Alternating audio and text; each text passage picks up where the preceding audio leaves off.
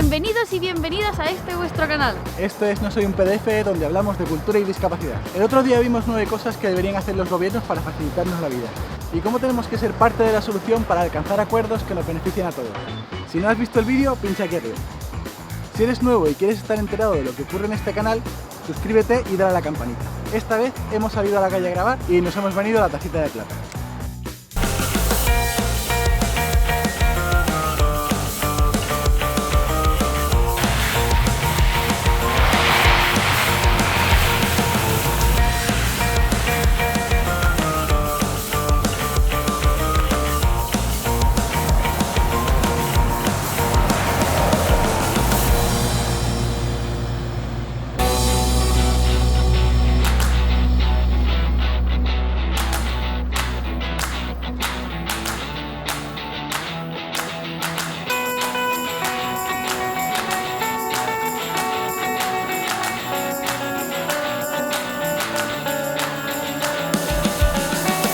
Nos hemos venido a la Tacita de Plata para hablar con la doctora arquitecta Nuria Prieto, que nos va a contar un montón de cosas sobre accesibilidad.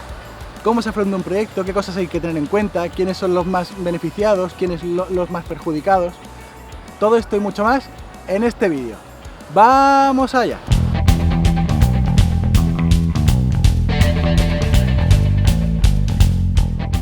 En el diseño de un edificio, en arquitectura, uno de los aspectos a tener en cuenta en cuanto a la accesibilidad es la familiaridad del usuario con el edificio.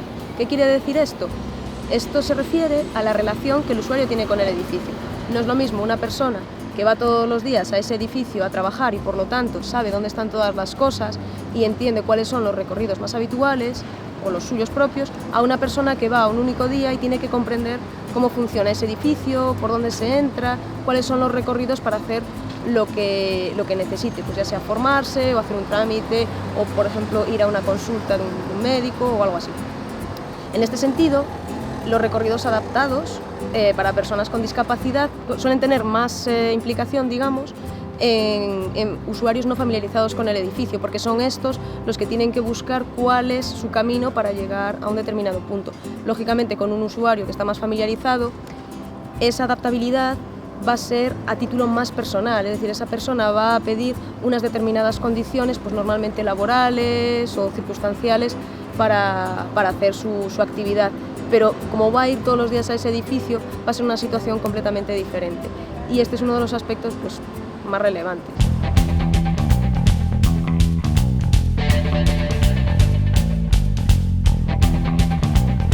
Cuando hablamos de recorridos adaptados en arquitectura, casi siempre lo que nos viene a la mente siempre son personas con movilidad reducida o situaciones así.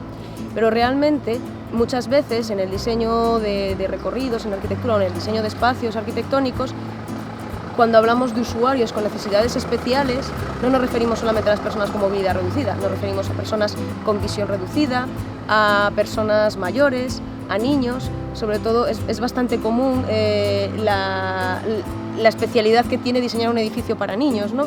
Que en muchas ocasiones pues, tienes ventanas en las que solamente pueden ver ellos o en las que recorridos en los cuales todo es más pequeñito para que ellos puedan asirse a una barandilla o algo así. Entonces, en ese caso nos interesa mucho saber exactamente a quién va dirigido este edificio o ese proyecto, porque no solamente la movilidad reducida es algo que vaya a marcar que un espacio se dimensione o tenga un determinado formato u otro, sino que las necesidades especiales podemos tenerlas todas.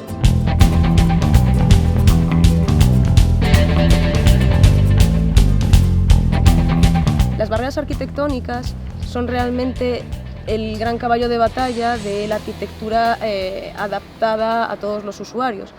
Entonces, la voluntad de la arquitectura contemporánea o cuando se intenta hacer un proyecto de adaptación de un edificio a todo tipo de usuarios suele ser la ruptura o la solución de barreras arquitectónicas. Por ejemplo, escalones, recorridos en los cuales hay cosas que son confusas y por lo tanto una persona con visibilidad reducida no sabe hacia dónde tiene que ir, instalaciones de iluminación, por ejemplo, que son ineficientes y por lo tanto alguien se puede perder. Todo ese conjunto de cosas son lo que llamamos barreras arquitectónicas y que son un objetivo a salvar. Fundamentalmente, tiene mucha incidencia con los usuarios en silla de ruedas y con las personas mayores, porque son estos los que más suelen achacar ese tipo de problema, de error. Muchas veces son errores arquitectónicos, otras veces son situaciones insalvables porque son edificios antiguos o porque en un momento dado no existía la normativa actual y había cosas que se permitían o simplemente era algo que no se tenía en cuenta sin más, y entonces se tienen que poder resolver. Muchas de las barreras arquitectónicas que vemos hoy en día, como escalones o como, no sé, recorridos dificultosos, se pueden resolver muy fácil. Se pone una rampa, se pone uno de estos mecanismos de elevación, o se pueden poner unas ciertas señas, iluminaciones, se puede trabajar con los materiales, con las texturas del pavimento, con las texturas de las paredes, para que todo eso permita que cualquier usuario pueda utilizar el edificio. Pero es cierto que hay muchas de ellas que todavía no se pueden resolver o que son muy difíciles de resolver.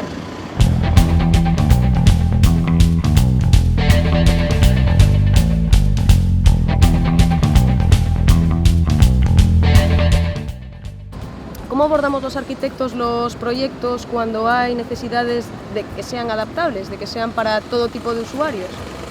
Pues es una situación compleja a veces. Fundamentalmente pondríamos el foco en los edificios públicos. Y ahí podríamos hablar de dos grandes grupos de edificios. Por una parte está cuando tenemos una obra nueva.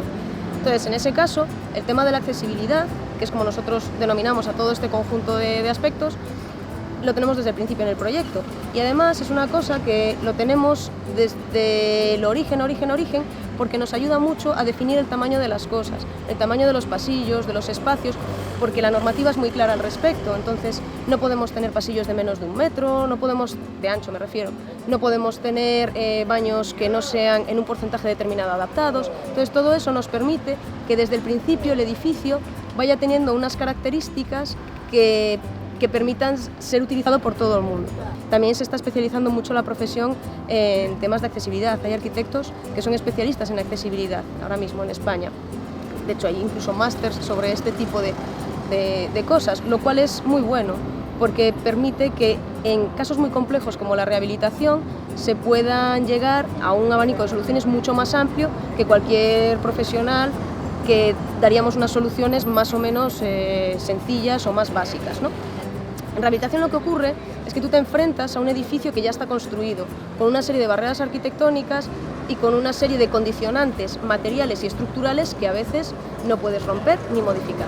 Por otra parte, te encuentras con que hay valores patrimoniales, culturales, identitarios que tampoco puedes modificar.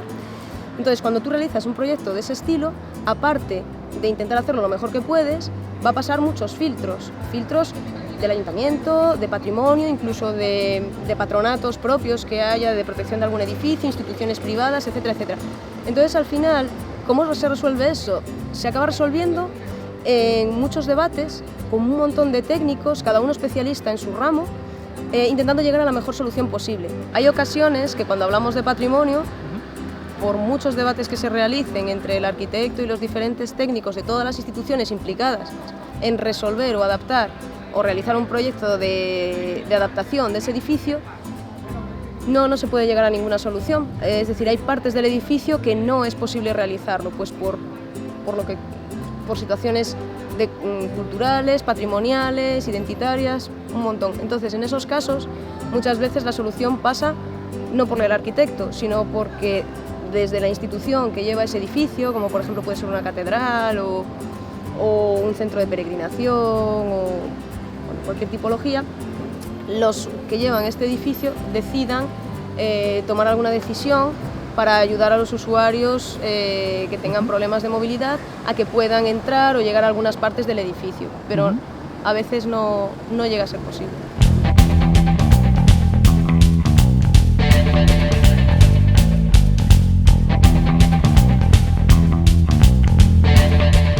¿Cómo sabemos los arquitectos cómo tiene que ser un recorrido adaptado o qué dimensiones tienen que tener las cosas, las partes del edificio para que sean accesibles a todo el mundo?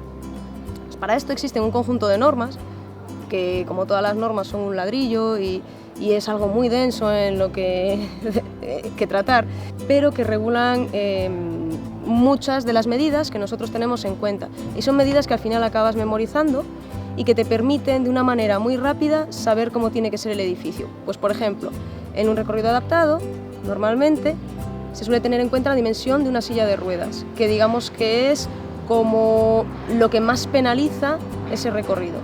Entonces, los tamaños de los pasillos o de los recorridos no pueden tener, por ejemplo, menos de 1 metro de ancho en ninguno de sus puntos. Donde tenga que girar una silla de ruedas, ya sea un baño, ya sea un vestíbulo, tiene que poder inscribirse un círculo de 1,50 m. Evidentemente no puede haber determinadas pendientes muy elevadas porque no se podrían subir, y quizás sea este el elemento que más regula todo.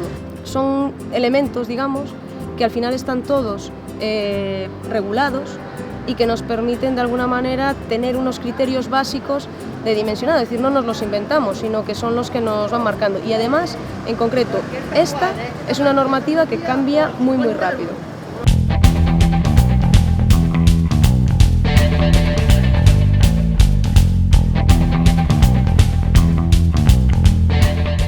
Los arquitectos diseñamos edificios, podemos diseñar muebles, tenemos un abanico muy amplio, pero también diseñamos la ciudad.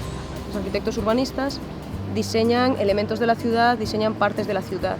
Y claro, la ciudad también tiene que ser accesible a todos los usuarios. Entonces es muy fácil, muchas veces, hacer partes de la ciudad accesibles. Es fácil poner una rampa, es fácil que de repente una gran escalinata se solvente con un ascensor de los públicos. Hay soluciones relativamente sencillas, pero hay otras veces que no son tan posibles. Porque además venimos de ciudades que tienen orígenes romanos, que tienen orígenes árabes, que después se transforman en medievales. Entonces hay cosas que van quedando ahí, que antes no se les daba importancia y que cada vez más tienen que poder resolverse para que todo el mundo pueda ser usuario de esa ciudad. Por otra parte, esto mismo sucede con los edificios. Hay edificios que son mucho más fáciles de adaptar que otros, dentro de lo que son sus características internas. Por ejemplo, edificios en los cuales la componente horizontal está más presente, como por ejemplo una mezquita, o edificios de origen árabe, o edificios de espacio fluido, como por ejemplo un mercado, son mucho más fáciles de adaptar, porque la componente horizontal permite que ese plano vaya en continuidad con el exterior y por lo tanto a lo mejor hay que resolver alguna diferencia de altura, pero va a ser una cosa bastante pequeña. Sin embargo, los edificios de componente vertical son muchísimo más difíciles de adaptar en general.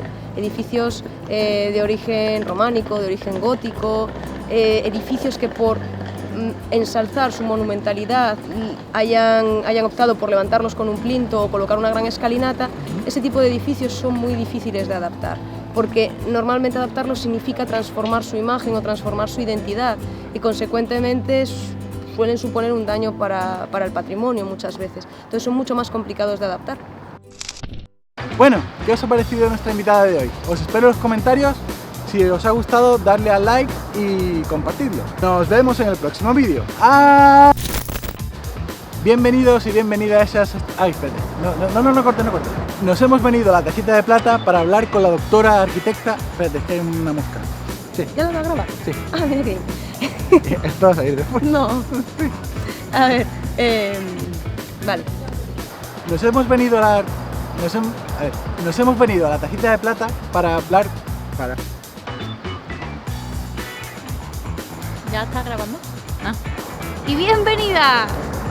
¡Y bienvenidas! ¡Y bienvenidas! Bienvenidos y bienvenidas. Mira, a ustedes. Aquí.